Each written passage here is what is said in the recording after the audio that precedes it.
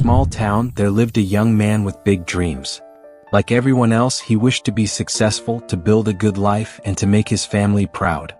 With those dreams burning in his heart, he opened a small shop in the town. Every day he would go to the shop, arrange his goods, and wait patiently for customers, hoping that one day his hard work would pay off. But life didn't turn out the way he had imagined. Over time, his business began to slow down.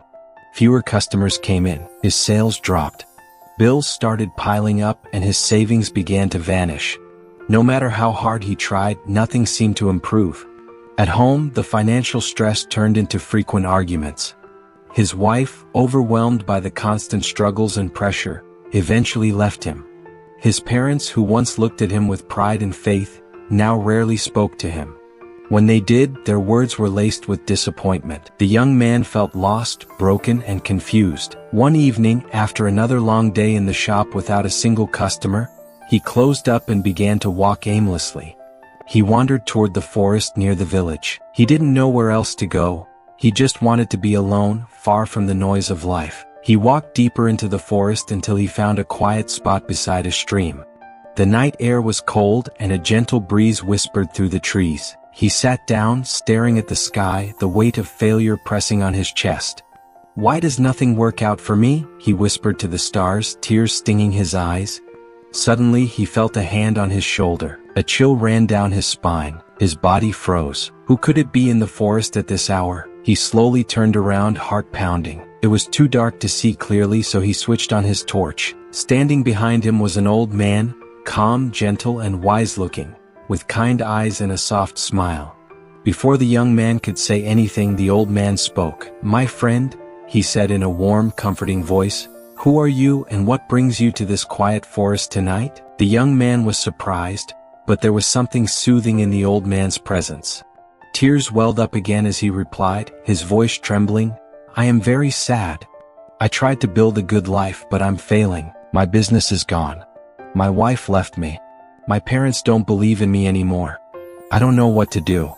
I feel like there's no point in living this way." Laziness, he said, is not just about lying in bed all day or doing nothing. It shows up in small, silent ways, like delaying a task, waiting for the perfect time, making excuses, avoiding discomfort. He looked into the young man's eyes. Success does not wait. Opportunities don't come with loud announcements.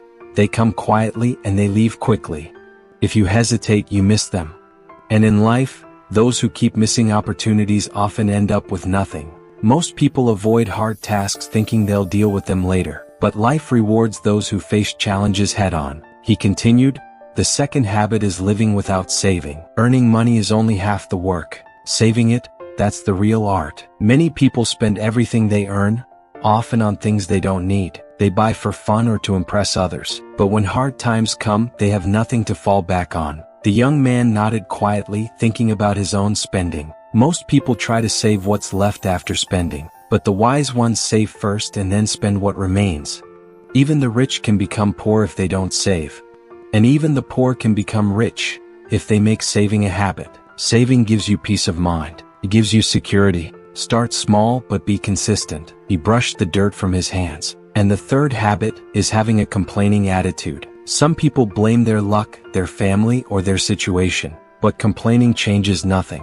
It only wastes time and keeps you stuck where you are. Instead of focusing on what's wrong, focus on what can be fixed. Be grateful for what you have. Take action to improve what you don't. The more you complain, the more helpless you feel. But the more you act, the more power you gain. The forest fell quiet. The young man sat silently, absorbing every word. Then the old man looked at him with gentle eyes and said in a soft but firm voice, "Remove them from your life, and success will follow." Success doesn't come from luck or magic. It comes from respecting time, managing money, learning constantly, surrounding yourself with the right people, and staying disciplined even when it's hard. Feeling a deep sense of clarity and gratitude, he turned to the old man and said, "Thank you, sir. I will surely apply your advice in my life. But before I leave, I want to ask you, who are you, and what are you doing in this forest?" The old man's face turned serious. His voice was calm, but his words shook the air. "I was once just like you. I made the same mistakes you're making. In my frustration, I ended my life. And now, I guide those who have lost their way. As he finished his words, the old man slowly disappeared into the darkness of the forest. The young man sat still, stunned. His mind was racing. A ghost? A spirit? But not one that haunted, one that helped. He realized then, the wise spirit had come to guide him back to the right path. He stood up and began walking home. His heart was full of mixed emotions. A little fear, deep thought, but also something new. The young man returned home, and slowly he changed. He became more disciplined. He started saving and managing money wisely. He learned new skills, surrounded himself with the right people, and stayed grateful and focused. And most importantly, he stopped making excuses. Within a year, his life transformed. His business grew. His wife returned. His family felt proud of him again. So, friends, if you also want to overcome struggle and succeed in life, learn from this story. And always remember, your habits and mindset shape your future. Avoid laziness. Save wisely. Choose the right company. Keep learning. Stop complaining. Take smart risks. Live with discipline. And success will find its way to you.